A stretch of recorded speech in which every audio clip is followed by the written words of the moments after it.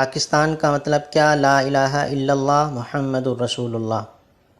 آزادی پاکستان 27 رمضان المبارک بمطابق 14 اگست 1947 عیسوی۔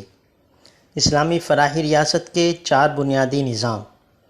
قرآن کریم نے اسلامی فلاحی ریاست کے 4 بنیادی اغراض و مقاصد بیان فرمائے ہیں۔ اللہ تعالیٰ قرآن مجید میں فرماتے ہیں الذین ان مکناہم فی الارض واقاموا الصلاۃ وآتوا الزکاۃ وامروا بالمعروف ونہوا عن المنکر۔ یہ صحابہ کرام رضی اللہ تعالی عنہم ایسے لوگ ہیں کہ اگر ہم انہیں زمین میں اقتدار بخشیں تو وہ نماز قائم کریں اور زکوٰۃ ادا کریں اور لوگوں کو نیکی کی تاکید کریں اور برائیوں سے روکیں۔ 4 بنیادی نظام۔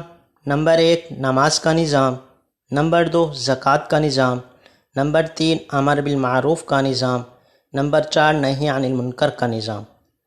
نماز سے معاشرے کی عملی تربیت میں مدد ملے گی، زکوٰۃ سے ملک میں مالی خوشحالی پھیلے گی، امر بالمعروف سے نیکی اور خیر و بھلائی کو فروغ ملے گا، نہی عن المنکر سے ملک میں گناہوں، جرائم اور برائیوں کا خاتمہ ہو کر امن و امان کا قیام یقینی ہوگا۔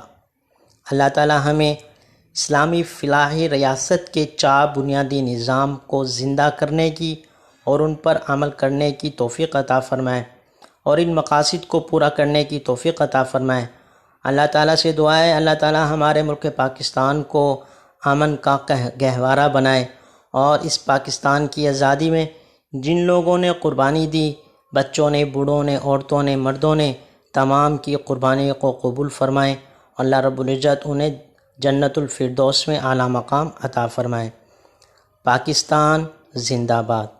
پیارے دوستو، اچھی ویڈیو کو دیکھنے کے لیے آپ ہمارے چینل کو لازمی سبسکرائب کریں، بیل آئیکن کے بٹن کو بھی پریس کریں تاکہ ہر آنے والی نئی ویڈیو سب سے پہلے آپ دیکھیں اور آپ سنیں۔